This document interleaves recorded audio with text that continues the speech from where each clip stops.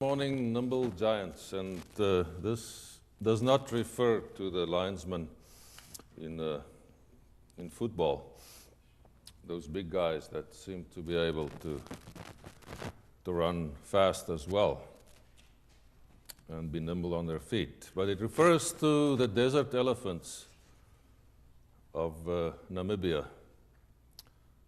elephants that live in the riverbeds in the Namib Desert and in the pre-Namib, the sliver of land next to a desert that is the oldest in the world and competing to have the title as the driest place with the Atacama Desert in Southern America, the tip of Southern America. Amazing creatures. And the name desert elephant, that phrase, I think, is a misnomer or a contradiction, it seems, because an elephant needs between 20 and 60 gallons of water every day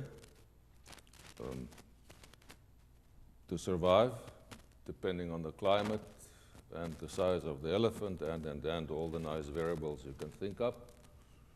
And it needs around 600 pounds of vegetation every day for a basic diet. So to survive in a desert for an animal like that is something strange. While you keep that in mind, let's wade into the passage that we listened to. It's part of the book of Kings. The first book of Kings, there's a second book as well, and the book of Kings combined with Judges and Joshua form a unit that describes a period in the history of Israel. It was not written down as the history happened. It was composed much later on, looking back at the history and constructed as an account, not to be an exact historic scientific document, so right, this is exactly what happened and being precise. There are source documents mentioned in the book of Kings that the author of this document or this narrative used in the compilation of this account of the history of Israel.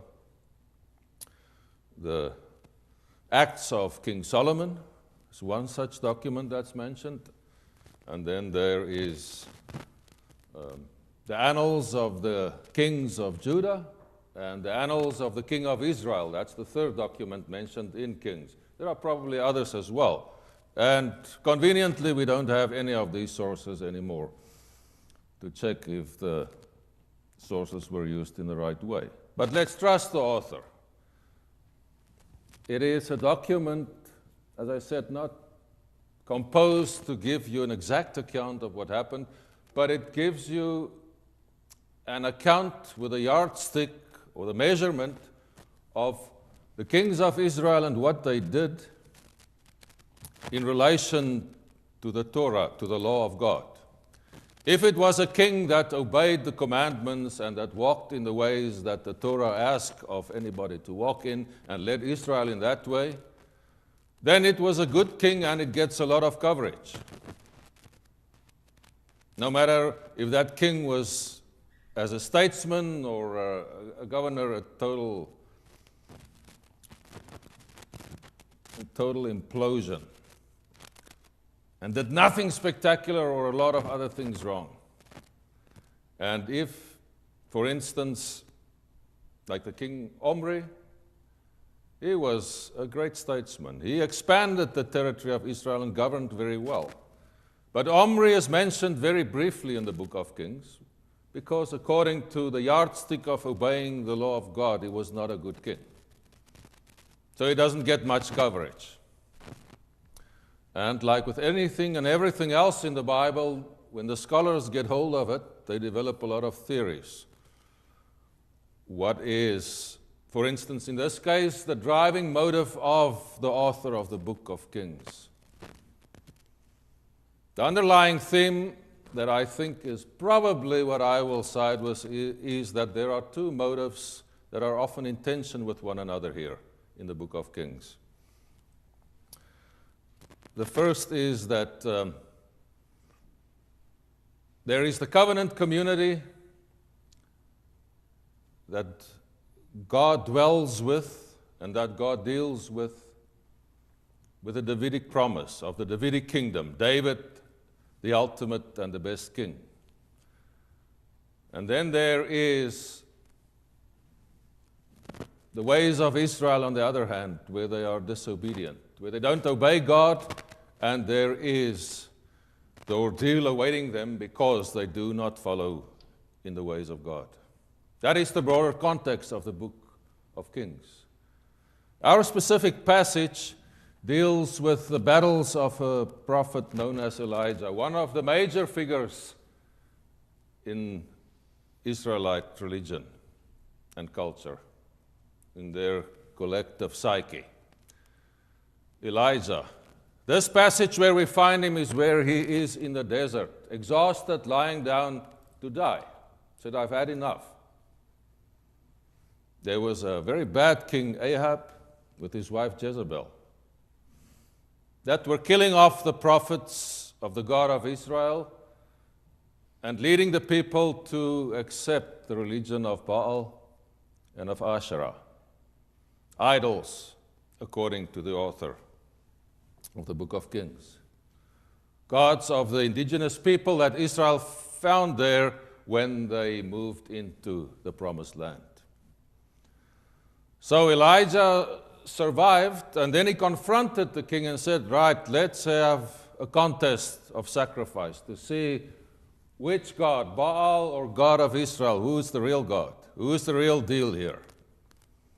And I was thinking of, you can say we have a chili cook-off competition, but a sacrifice contest or a sacrifice off doesn't sound right. But in any case, they had this competition to say, all right, who's the real God? So the 450 prophets of Baal on the Mount Carmel tried their thing. They prayed to Baal to come and light the fire for their offering, their sacrifice. Nothing happened for a day long, and later on they injured themselves so that Baal can have pity on them, etc., etc. Nothing worked.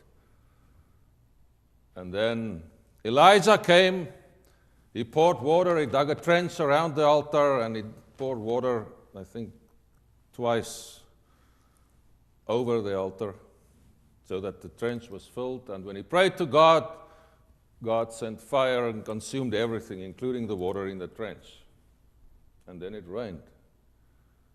And like a good prophet of the time, Elijah said to the Israelites, now that you've seen who's in charge, go kill off these 450 false prophets. And they slaughtered them. Killed all of them. But then Jezebel said, Elijah, you think you made some progress, you're wrong. I still have it in for you. You better run. So he ran into the desert, lay down to lie, and then this encounter where he says, I've had enough.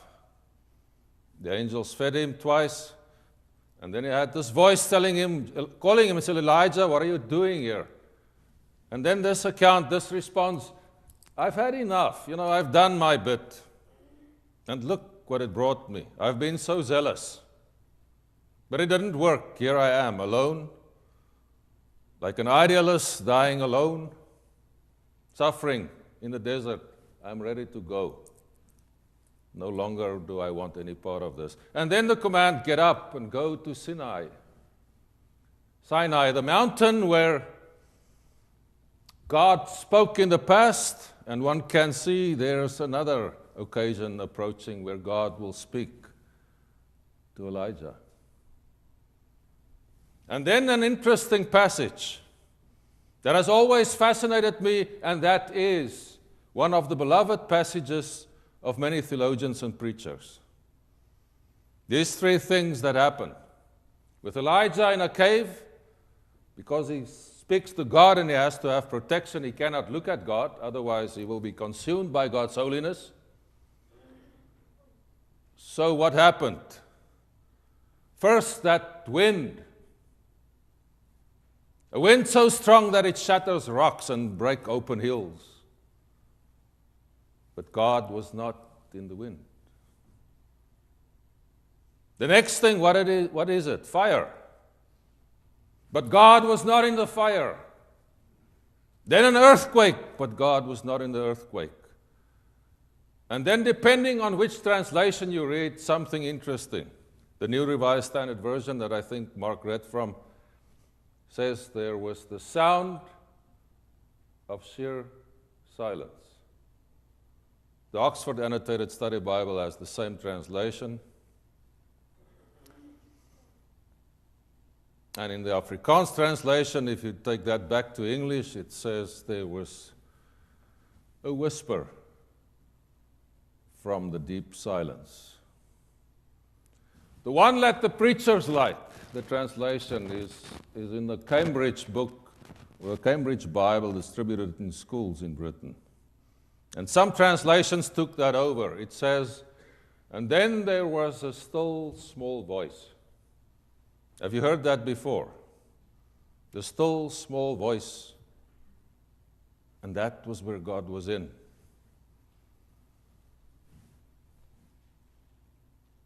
A nice translation. And I agree with the motive of using this to say, look, when Elijah was waiting for God, God was not in the destructive forces, in the all-powerful demonstration of the power of nature. That was not where God was. But in that Cambridge Bible translation for the schools, in the still small voice, in the kind and compassionate timidness, that is where God is to be found, and this is always taken as a way of being in the world.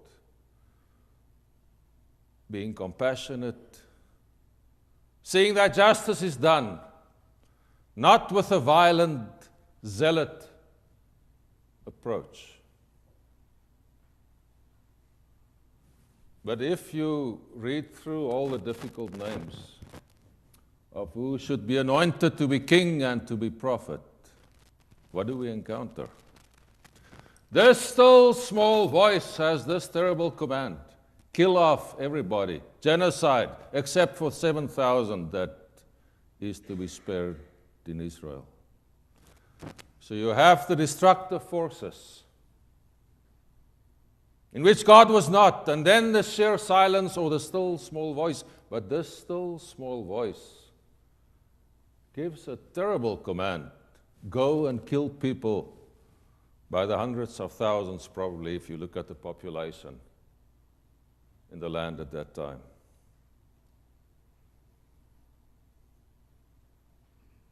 I almost felt like, you author of the Book of Kings, why do you spoil it for us?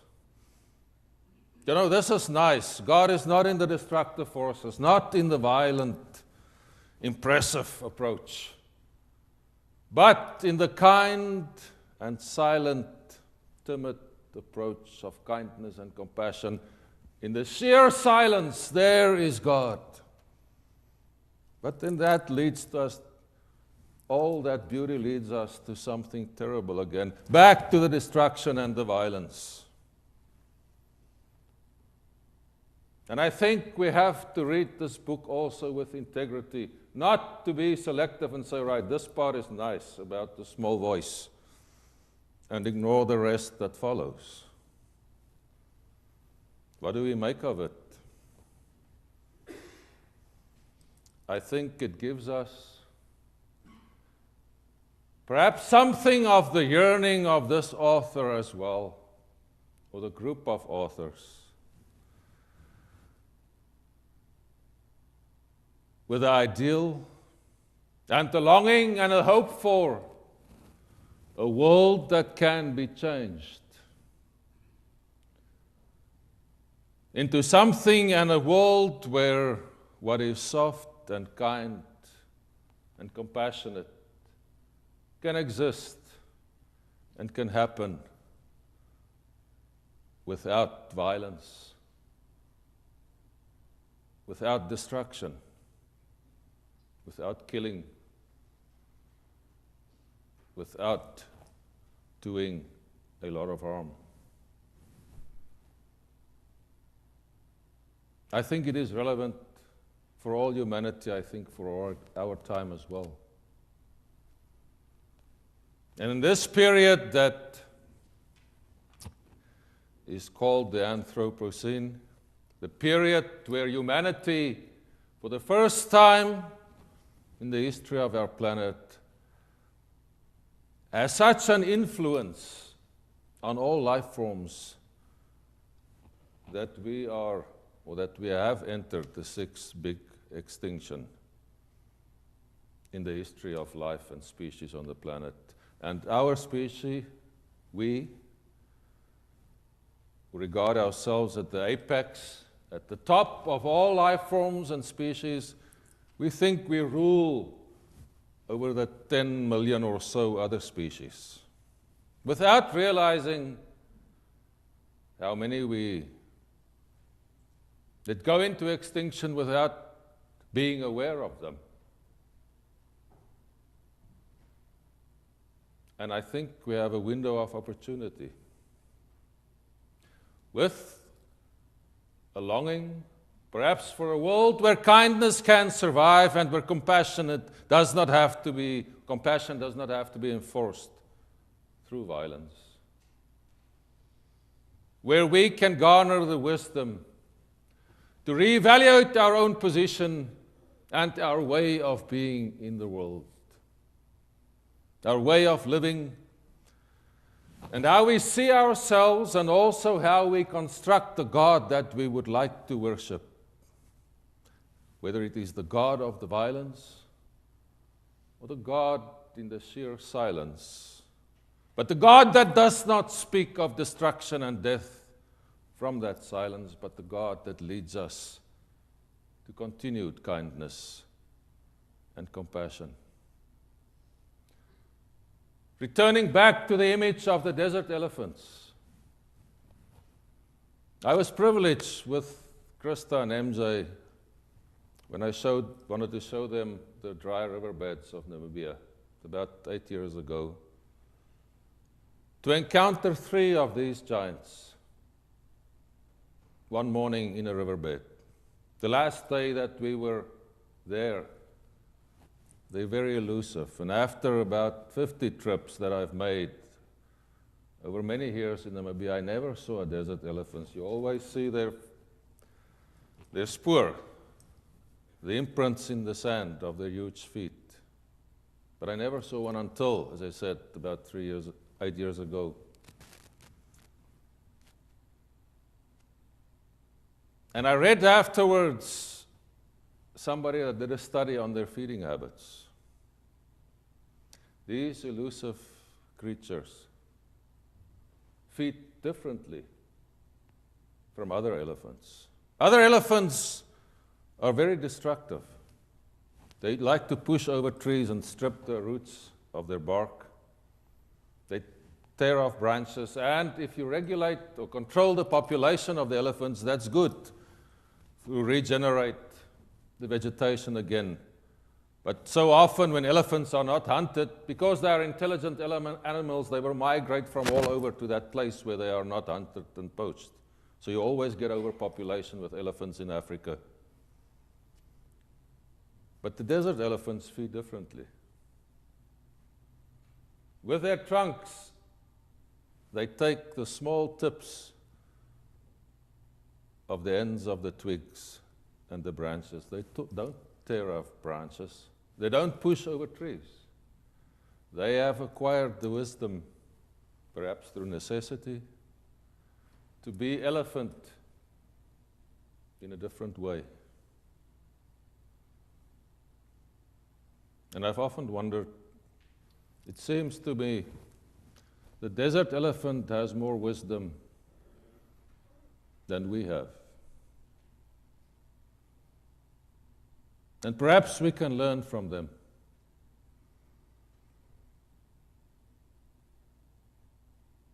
And find ourselves in this part of the passage of the sheer silence of God, calling us to be nimble creatures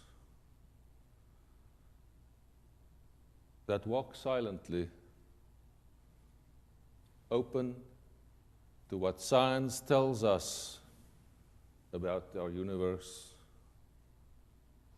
walking courageously as well, to be willing to learn and respond with wisdom in a loving and compassionate way. I think we still have a window of opportunity.